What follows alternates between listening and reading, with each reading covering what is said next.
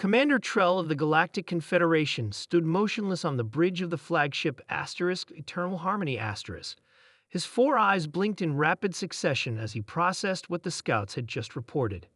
"Repeat that," he ordered, his voice carrying the distinctive melodic tones of the Voran species.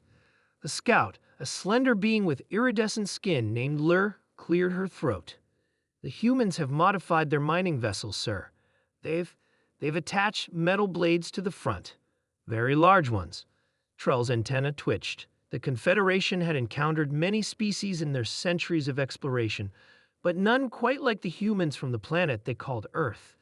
Classified as a death world due to its high gravity, extreme weather patterns, and abundance of natural disasters, Earth had produced beings of extraordinary resilience and ingenuity. "Show me," Trell commanded. The main view screen flickered to life, displaying footage from the scout ships.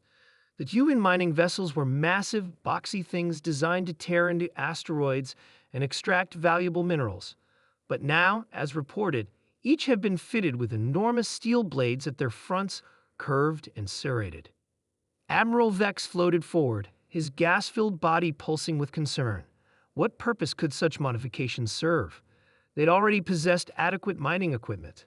"They're preparing for war," Captain Morrow stated flatly, his chitinous exoskeleton clicking as he shifted position.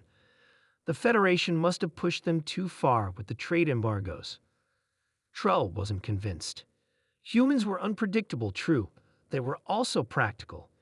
If they were preparing for conflict, why modify mining vessels rather than military craft? "Dispatch a diplomatic envoy," he ordered. "I want to understand their intentions before we draw conclusions." 3 cycles later, the diplomatic team returned with a human representative named Alex, who seemed bemused by the Confederation's concern. "Snowplows," Alex explained, standing comfortably in the lower gravity of the Confederation ship.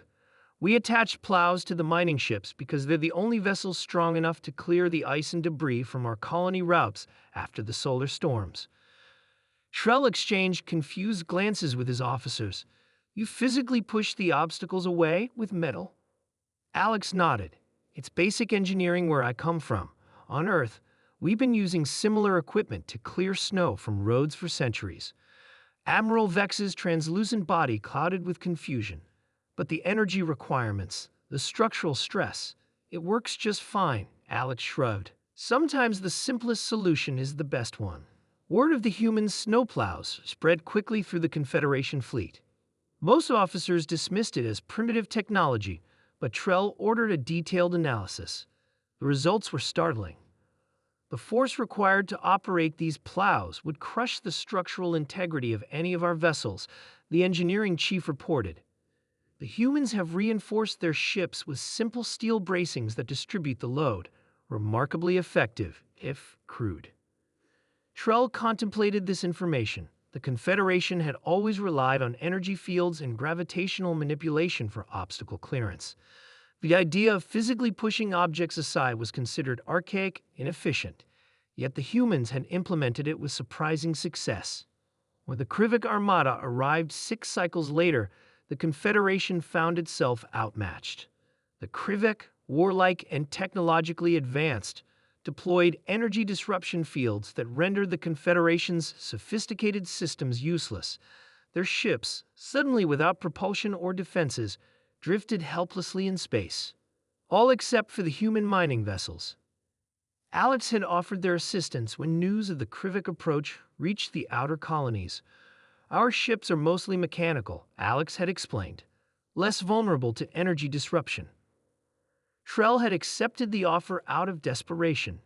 Now he watched in awe as the human vessels, led by a ship piloted by Alex, plowed straight through the Krivik formation. The massive reinforced hulls and steel plows tore through the enemy ship's outer hulls. The Krivik, unprepared for such primitive but effective tactics, broke formation in confusion. "They're ramming them," Captain Morrow whispered, his voice a mixture of horror and admiration. "They're using kinetic force." "Barbaric," Admiral Vex commented, though his body pulsed with what could only be described as excitement. The battle was brief but decisive. The Krivik, for all their technological superiority, had no defense against the brute force approach of the human mining vessels. They retreated, leaving the Confederation fleet intact, if somewhat shaken. In the aftermath, Trell sought out Alex, who was overseeing repairs to the mining vessels. Your tactics were unexpected, Trell admitted. The Confederation owes you a debt of gratitude. Alex wiped grease from their hands, just using what we had. On Earth, we learned to adapt our engineering to harsh conditions. Sometimes that means going back to basics. Trell nodded slowly. The Krivik called you primitives. But I begin to understand now. Your world has taught you different lessons than ours. Death worlds tend to do that, Alex replied with a smile. When your planet is constantly trying to kill you, you learn to solve problems with whatever tools you have. As Trell watched the humans at work, welding and hammering with practiced efficiency, he made a decision. The Confederation had much to learn from these Death World engineers, whose very simplicity had become their greatest strength. He sent a message to the Confederation Council that same day. Recommend immediate technological exchange program with humans. Their basic engineering concepts may revolutionize our approach to space travel and defensive capabilities. What the Confederation had initially dismissed as primitive had proven to be their salvation. As Trell observed the humans continuing their repairs, he couldn't help but wonder what other basic engineering concepts from Earth might change the course of galactic history.